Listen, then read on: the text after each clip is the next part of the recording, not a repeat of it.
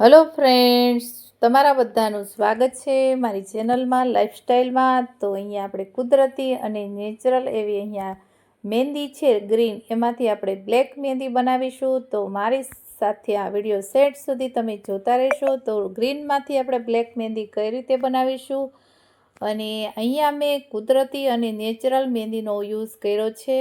તો અહીંયા આપણે બહાર પણ આવો પાવડર મળે છે લીલા પાંદડાનો, પણ અહીંયા આપણે એકદમ ફ્રેશ લેવાના છીએ, કેમ કે અમારી વાડી છે ત્યાં આવી મહેંદી વાવેલી છે. તો તમારી ઘરની આજુબાજુ કોઈ વાડીમાં અથવા તમને આવી મહેંદી મળી જાય તો તમે આ રીતે મહેંદી બનાવશો તો તમારા વાળ કાળા, ઘાટા અને સિલ્કી વાળ બની જશે. અને 100% નેચરલ આપણે અહીંયા વસ્તુનો યુઝ કરવાના છીએ. અહીંયા કોઈ પણ કેમિકલનો ઉપયોગ કર્યા વગર આપણે મહેંદી બનાવવાના છીએ. તો તમે સેટ સુધી વિડીયો જોતા રહેશો. તો અહીંયા આપણે એલોવેરા જેલ છે તે મારી ઘરની બાજુમાં જ છે, તો તમે જોઈ શકો છો. એમાંથી આ રીતે હું 3 થી 4 જેટલા પાર્ટ તોડી લઈશ. તો તેમાં આપણે એલોવેરા જેલ છે તે ફ્રેશ આપણે એડ કરીશું. પણ તમારી પાસે આવી ન હોય ફ્રેશ તો તમે રેડીમેડ પણ લઈ શકો છો અને યુઝ કરી શકો છો. તો અહીંયા આપણે આ એલોવેરાના પાર્ટ છે તેને કાઢી લેશું. અને વાળ છે તે સિલ્કી અને ચમકીલા બનાવવાનું કામ કરે છે એલોવેરા જેલ, અને એકદમ સ્મૂથ વાળ બનાવશે. તો તમે વિડીયો આ રીતે બનાવશે. તો આપણે બનાવવાનું સ્ટાર્ટ કરીશું. તો અહીંયા મહેંદી છે તેને આપણે આ રીતે ગ્રીન પાંદડામાં હોય છે, તો તમે જોઈ શકો છો આવી દાંડલી હોય છે તેને આપણે દૂર કરી દઈશું. અને આ રીતે આપણે પાન છે તેને ખુલ્લા કરી અને 2 પાણીથી અહીંયા વોશ કરી લેશું. તો તમે જોઈ શકો છો આપણા પાંદડા એકદમ સરસ કુમળા અને ફ્રેશ અહીંયા લીધા છે. તો અહીંયા વજનમાં જોઈએ તો 250 ગ્રામ જેવી અહીંયા મહેંદી છે, અને 2 પાણીથી આપણે વોશ કરી લેશું. તો તેનાથી એકદમ સરસ કલર અને જે કાંઈ ધૂળના રજકણો અને કચરો હોય તે દૂર થઈ જશે. એટલે હંમેશા મહેંદી આ બનાવતી વખતે હંમેશા પાણી ધોઈ અને મહેંદીને આપણે યુઝ કરવાનો છે. તો અહીંયા આવા કાળાવાળા વાસણમાં તમે એડ કરશો એટલે પાણી છે તે બધું નીતરી જશે અને પાન ખાલી રહેશે. તો તમે જોઈ શકો છો જે પાણીમાં તમે કચરો અને જે ધૂળ હોય છે તે આપણે દૂર કરી દઈશું. તો હજી હું 1 પાણીથી ધોઈ નાખીશ એટલે પાણી છે બધું નીકળી જશે. અહીંયા મેં એલોવેરા છે તેને પણ ધોઈ અને લીધા છે. તો આ રીતે મોટા મોટા પીસ કરી લેશું અને એમાંથી આપણે જેલ કાઢવાની છે. અહીંયા એલોવેરા એકદમ ફ્રેશ લીધા છે. તમારી પાસે ફ્રેશ ન હોય તો તમે જેલ પણ લઈ શકો છો, પણ વધારે હોય તો તમારે એડ કરવા. અને મહેંદીનો આપણે કઈ રીતે ઉપયોગ કરવાનો છે તે હું તમને આગળ બતાવીશ. અહીંયા મહેંદી નાખતી વખતે હંમેશા વાળ છે તે ધોઈને જ આપણે મહેંદી નાખવાની છે, કેમ કે ધોયેલા વાળ હશે તો મહેંદીનો કલર બ્લેક આવશે અને મહેંદી પણ તમારા વાળમાં બેસી જશે અંદર સુધી. તો અહીંયા આ રીતે એલોવેરા જેલના ટુકડા આપણે મીડિયમ સાઇઝના કરી લઈશું.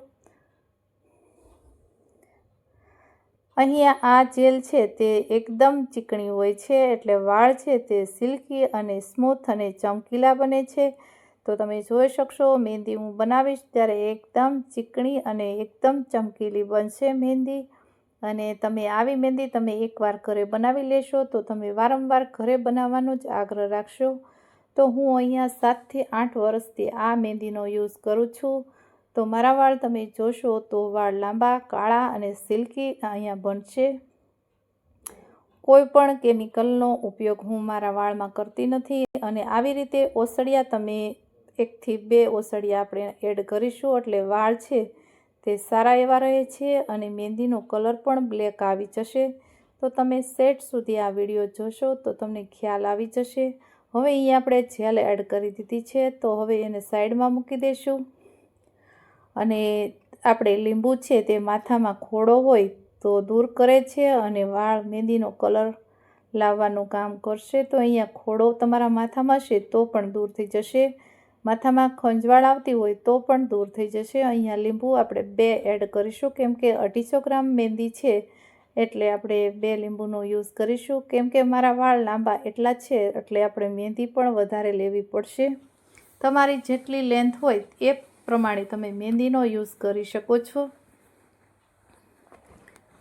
તો અહીંયા આપણે આ પાંદડા છે તે ધોઈ અને આપણે મિક્સર જારમાં એડ કરીશું અને 2 થી 3 મિનિટ સુધી આપણે એને ફેરવી લેશું।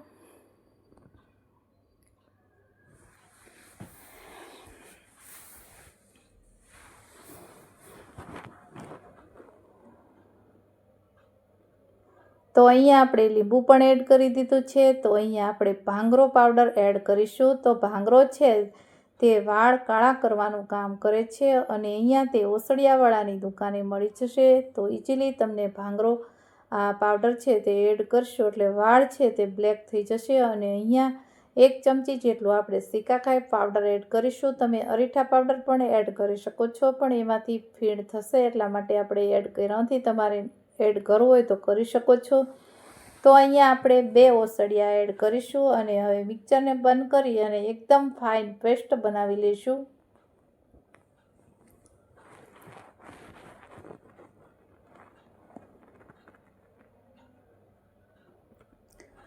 તો તમે જોઈ શકો છો આપણી એકદમ મહેંદી ચીકણી અને એકદમ ગાંઠા પણ ન રહે એવી એકદમ ચીકણી પેસ્ટ બનાવવાની છે।